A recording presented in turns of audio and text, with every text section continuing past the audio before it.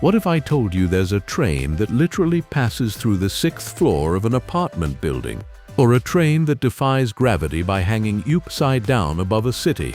Or one that zigzags up a nearly vertical cliff face where over 2,000 workers died building it? These aren't movies.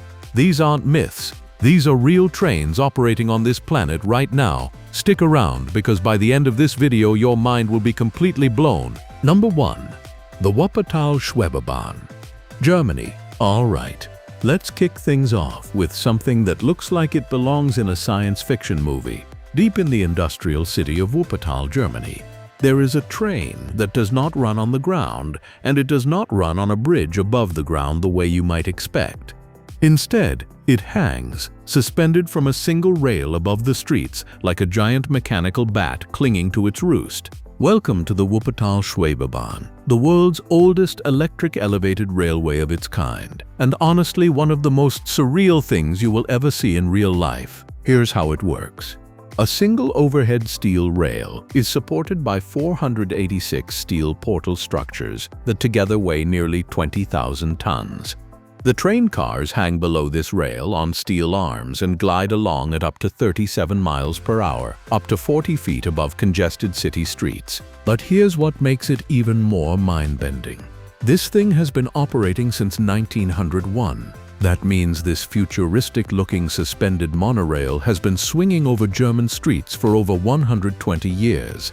It is the backbone of Wuppertal's transit system. More than 80,000 people ride it every single day, carried by 31 modern articulated cars across an 8-mile route. And here's the wildest historical story tied to this train. In 1950, a circus elephant named Tuffy was used as a publicity stunt and was put aboard one of the cars. Tuffy panicked, broke through the window, and plunged into the Wupper River below, surviving with minor injuries.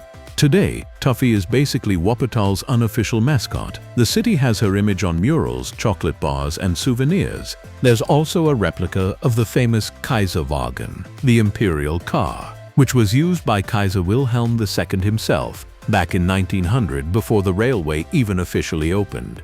He rode it to give the railway his royal stamp of approval. It is occasionally brought back into service for special occasions. The Schwebebahn is not a tourist gimmick. It is a daily commuter lifeline, and it remains unlike anything else on Earth. Number 2. The Nariz del Diablo, Ecuador. 1890. President Eloy Alfaro had a dream. Connect Ecuador's coastal city of Guayaquil to the capital city of Quito by rail. Simple enough on paper. Then his engineers hit a near-vertical wall of rock deep in the Andes Mountains, and everything changed. The locals already had a name for this wall of rock: Condor Pununa, the Condor's Eyrie. But after the railway engineers stared at it long enough, they came up with a different name: El Nariz del Diablo, the Devil's Nose. This section of rock presented a drop of roughly 500 meters in just 12 kilometers, a gradient so extreme that engineers initially thought it was impossible to build a railway through it. The solution they eventually devised was one of the most daring feats of engineering in rail history. They carved a series of zigzag switchbacks directly into the face of the mountain. The train does not go around the slope. It goes forward up one section of track, then the engine reverses, and the train goes backward up the next section, then forward again, shunting back and forth like a needle threading a cliff face. To build it, approximately 4,000 workers were brought in from Jamaica and Puerto Rico. The human cost was staggering. Estimates suggest around 2,000 workers lost their lives during construction. The line was finally completed in 1908, after 25 years of failed attempts. The railway became the economic lifeline of Ecuador, carrying cacao, passengers, and commerce across the Andes. Even when much of Ecuador's rail network fell into disrepair from neglect and El Niño-related landslides in the 1990s, the Devil's Nose section remained open because tourists kept coming specifically to ride it. In its rougher days, travelers would ride on the roof of the carriages. For an extra $1, you could rent a cushion, as the old trains frequently derailed on the deteriorating tracks. A 5-hour journey could stretch to 12 hours as crews used rocks and tree branches to manually hoist the train back onto the rails. Today, the line has been modernized and reopened after a period of closure. The round trip from Alosi to Sibambe and back takes about 2.5 hours. Every carriage has its own guide, who narrates the history of the line as you pass through the very landscape where thousands of workers gave their lives to make it possible. Number 3. The Stoosbahn, Switzerland. Picture this. You step into what looks like a giant rotating barrel made of glass and steel. The doors close, and then the ground beneath you begins to tilt and tilt and tilt until you are riding at a gradient of 110%. The equivalent of a 47.7-degree angle, and yet somehow impossibly you are still standing completely upright. The floor beneath you is level. This is the Stoosbahn, Switzerland's record-breaking funicular railway, and it holds the Guinness World Record as the steepest funicular on Earth. The Stoosbahn connects the valley town of Schwez to the car-free mountain village of Stoos, which sits at about 1,300 meters above sea level. The railway covers a total track distance of 1,740 meters, climbing a vertical height of 744 meters, all in just 4 to 7 minutes. The secret to the upright experience is in the cabins themselves. The 4 cylindrical passenger cabins are built with an automatic leveling system that constantly adjusts to maintain a horizontal floor, regardless of how steep the gradient gets. So while the train is essentially climbing a near-vertical cliff at speeds of up to 36 kilometers per hour, passengers inside feel no tilt at all. You can sit comfortably, you can push a stroller, you can use a wheelchair. The system is fully accessible.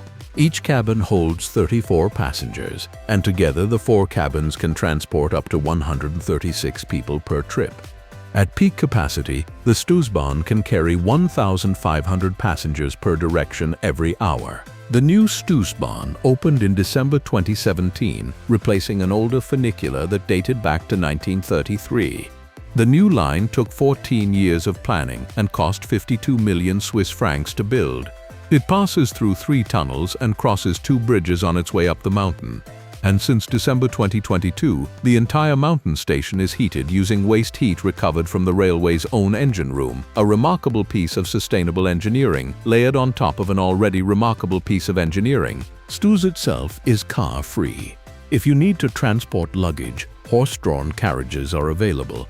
And from the top, you have access to 35 kilometers of ski slopes in winter and panoramic hiking trails with views of 10 alpine lakes in summer. Number 4. The Bamboo Norry Train, Cambodia. This one is as low-tech as they come, and that is exactly what makes it extraordinary. In rural northwestern Cambodia, particularly around the province of Battambang, local communities invented something during the late 1990s that had never quite existed anywhere else. A train made almost entirely of bamboo, called the Norry, derived from the Khmer word for railway.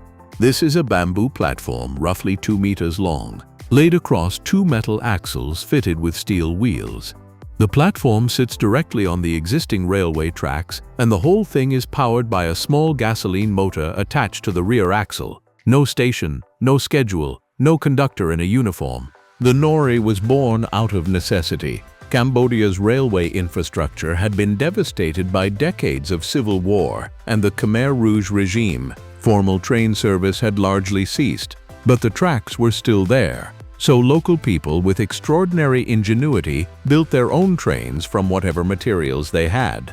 At its peak, dozens of Norries operated daily, carrying passengers, rice, pigs, motor scooters, construction materials, whatever needed to get from one village to the next. And they worked. Here's the practical genius of the Norry. The tracks are single line with no signals. If 2 Norries meet head-on, the rule is simple: whoever has the smaller load has to disassemble their Norry to let the other pass. The Norry can be taken apart in minutes and reassembled just as quickly, so traffic jams are resolved by hand in a matter of minutes. In recent years, as Cambodia's formal rail service has been restored on some routes, the Norry has faded from everyday use. But in Battambang, it has been preserved as a tourist experience, giving visitors a chance to ride the famous bamboo train through rice paddies and rural villages, one of the most unique travel experiences in all of Southeast Asia. Number 5. The Chongqing monorail. Through an apartment building, China. China's city of Chongqing is one of the most densely populated urban areas on Earth. home to over 30 million people. When planners designed the city's monorail network, they ran into a very specific problem. There was literally not enough space between the buildings for the elevated rail line to pass. Their solution? Run it through the building. Chongqing's rail transit line 2 passes directly through floors 6, 7, and 8 of the Lisbon residential building. The building was constructed with the railway line in mind, with a hollow section built through the center of the structure to accommodate the monorail. The train enters one side of the building, slows down, passes through what is essentially an atrium inside the residential block, and exits the other side. The building's residents report that soundproofing inside the structure is effective. The noise is managed to within acceptable residential limits, but you can absolutely stand at your window and watch a full-size passenger train glide through your building several times per day. The Lisbon station itself is located within this building, making it one of the most surreal subway stations on Earth. Commuters enter the building, ride an elevator up to the platform level inside the apartment block, and board the train right there. This is not a quirky art installation. Line 2 carries hundreds of thousands of passengers daily. It is a real, fully operational urban transit line, and its passage through a residential building is simply a practical engineering response to the extraordinary density of Chongqing. Number 6. The DMV dual-mode vehicle. Japan. Japan has a well-earned reputation for producing innovations in rail technology. But even by Japan's standards, what launched on Christmas Day 2021 in Tokushima Prefecture is something genuinely unprecedented. The DMV, short for dual-mode vehicle, is a converted minibus that can drive on regular roads like a bus and switch to running on railway tracks like a train, all within 5. Here's how the transition works. When the DMV approaches the railroad, it slows down and drives over a special switch point. Steel rail wheels deploy from beneath the vehicle and drop onto the tracks. The rubber tires lift off the ground and the vehicle continues its journey, now riding as a train on steel wheels at up to 60 kilometers per hour. At the other end of the rail section, the process reverses. The steel wheels retract, the rubber tires touch down, and the vehicle is back on the road, driving to its final destination like an ordinary minibus.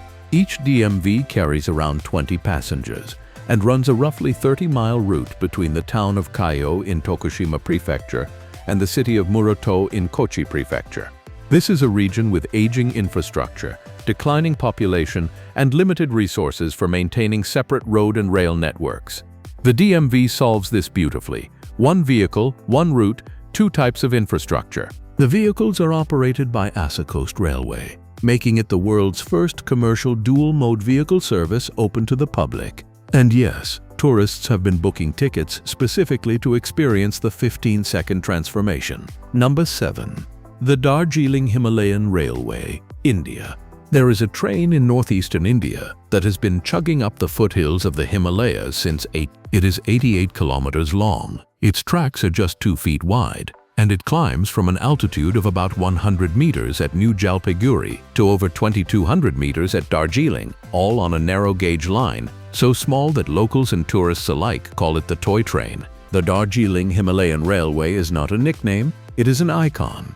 It was designated a UNESCO World Heritage Site in 1999, one of only a handful of railways in the world to receive that honor. The citation recognizes it as an outstanding example of bold civil engineering, constructed through difficult terrain, using an innovative looping technique. The railway was built between 1879 and 1881, under the supervision of engineer Franklin Prestage, to provide an efficient link between the plains of Bengal and the hill station of Darjeeling. The solution to the extreme elevation gain was a series of loops and Z-reverses, the same zigzag switchback principle used in Ecuador, but here applied in the misty forests of the Himalayas. The most famous of these is the Batasha Loop, a spiral of track built so the train can gain altitude while completing a complete 360-degree circle. From the center of the loop on a clear day, you can see Kanchenjunga, the third highest mountain on Earth. Parts of the route still use original steam locomotives from the 19th century, billowing smoke over tea plantations and through mountain villages. The train passes so close to local houses and market stalls that vendors can practically hand food directly through the windows. The Darjeeling Himalayan Railway is not the fastest. It is not the most efficient. but it is one of the most beloved railway experiences in the world. Number 8. The Mocănița steam train, Romania. Most heritage steam railways are preserved as museum pieces, carefully maintained, running on weekends for nostalgic tourists. The Mocănița of Romania's Vasa Valley is something different. It is one of the last narrow-gauge steam trains in Europe, still being used for its original industrial purpose, hauling timber out of the Carpathian Mountains. The train runs along the Vasa Valley from the town of Vișeu de Sus, deep into the remote wilderness of the Romanian Carpathians. The route winds through dense forests, along river valleys, across hand-built wooden bridges, and through isolated villages and shepherd settlements that have changed remarkably little over centuries. The locomotives are wood-fired steam engines. They burn logs to generate the steam that powers them.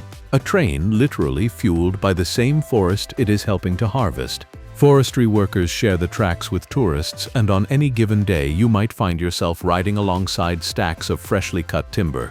The surrounding wilderness is a stronghold for European brown bears, deer, wolves, and lynx. Wildlife sightings from the train are possible on almost any journey. The main tourist route runs approximately 5 to 6 hours round trip, with a stop for lunch in a forest clearing.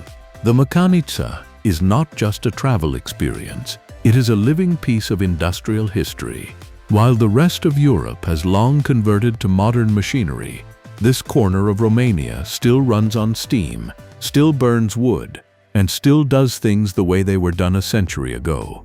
Number 9. The Budapest Millennium Underground, Hungary. When people talk about the oldest metro systems in the world, everyone mentions London. The London Underground opened its first line in 1863, steam-powered, through shallow underground tunnels, a genuine Victorian marvel. But ask people which city has the third oldest electric underground railway in the world, and most will have no idea. The answer is Budapest, Hungary. The Budapest Metro, known locally as a Kisföldalatti, meaning the small underground, opened in May 18. It was built to run beneath Andrassy Avenue, on the Pest side of the Danube River. Completed in time for Hungary's millennial celebrations, marking 1,000 years since the Magyar conquest of the Carpathian Basin. At just 2.3 miles long, M1 is a modest line. But step down into its stations and you immediately understand why it is considered extraordinary. The stations are small, low-ceilinged, and dressed in ornate 19th century tiling. The tunnels were built to a very narrow profile because engineers in the 1890s built small to avoid disturbing the street-level buildings above. The result is that the M1 trains are significantly smaller and more compact than those on the city's later metro lines. The original rolling stock wooden carriages, more like freight cars fitted with benches, was replaced in 1973 when the line was modernized. But the stations retain their historic character, and the M1 was declared a UNESCO World Heritage Site as part of the Andrassy Avenue corridor in 2002. M1 still operates today as part of Budapest's active transit network. You can ride it for the price of a regular metro ticket and step briefly back into the railway world of 1896. Number 10. The Japan L0 series, Maglev. We've saved the most mind-bending for last, because everything else on this list, extraordinary as it is, moves at a pace you could at least conceptually imagine. What Japan has built is something that challenges your fundamental sense of what a train is supposed to be. On April 25, 2015, a Japanese train carried 49 people to a speed of 375 miles per hour, 603 kilometers per hour, setting the world record for the fastest manned train ever. Not a rocket sled, not an aircraft, a train. This is the L0 series Maglev, developed by Central Japan Railway Company, better known as JR Central, over decades of research at their Yamanashi Maglev test line. The name tells you the technology, magnetic levitation. The train has no wheels that touch the track. Instead, superconducting electromagnets create a repulsive magnetic field that lifts the entire train approximately 10 centimeters off the guideway. There is no friction, there is no contact, there is barely any sound. At the speeds this train is designed to operate commercially, a more cautious 3114 miles per hour. The journey from Tokyo to Osaka, which currently takes about 2 hours and 30 minutes on the famous Shinkansen bullet train, would take just 67 minutes. The L0 is designed to operate automatically with no engineer on board, though cameras allow for remote emergency operation. It uses a linear motor propulsion system, where the guideway itself generates the electromagnetic waves that push and pull the train forward. The commercial line, the Chuo Shinkansen, is currently under construction, running from Tokyo through the Japanese Alps to Nagoya, with an eventual extension to Osaka. The Tokyo to Nagoya segment is targeted for passenger service in the future, though construction has faced complex legal and logistical challenges in tunneling through mountain terrain. And the LIO's influence may extend beyond Japan. A company called Northeast Maglev has been exploring licensing the LI technology for a high-speed corridor in the United States, connecting Washington, D.C., Baltimore, Philadelphia, and New York City. Whether that ever becomes reality remains to be seen, but the technology is real. The speed is real. A train that floats above its tracks at 375 miles per hour is real. And the fact that most people have no idea it exists makes it somehow the most extraordinary train on this entire list. If you made it this far, you are clearly someone who appreciates the extraordinary hidden inside the ordinary. So hit that subscribe button, because we have plenty more where this came from. And drop a comment below telling us which of these trains you would most want to ride. I already know what my answer is, but I want to hear yours. See you in the next one.